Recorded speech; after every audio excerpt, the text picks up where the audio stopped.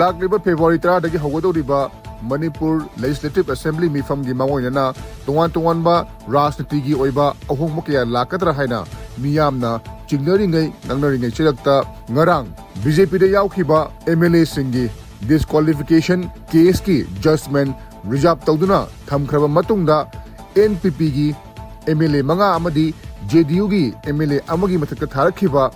disqualification case ki hearing Nasi Jataragani. NPP gi MLA Sing Adudi, Kaksingi MLA Mayanglangbam Ramesor, Moyangi MLA Tongam Santi, Tamenglongi MLA Janghemlung Panmay, Oinamgi MLA Iringbam Nalini Amasung, Wangogi MLA Kurajam Lokelni. Hariba MLA Sing Asina, Makogi Party na Manipur Lengakta support tauba Tokle Haina, Lenga Kachaminaba Man Batawung Kya Takiba Amadi, Lenga Kitok Tarom Kyada, Yaukiba, Dugamari Lena, Tangalakiba, disqualification case Adu, Karnaba hearing asi, Tagadabani. Panbayabadi, NPP MLA Mari, Ramesor, Santi, Janghemlung Amasung, Iringbam Nalinigi, hearing asi,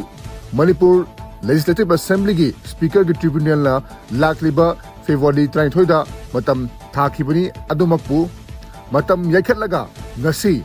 MLA Abdul Nasir amadi Wangoi gi MLA local yauna makoi taruk ki hearing chathanaba Speaker gi Tribunal na so cause list thakibani. Hai hearing asi ngasi ayuk pung 3:30 taba matamda Speaker gi Tribunal da pangthoknaba hotnagari haina SKTV News ta phangma pauna hairi.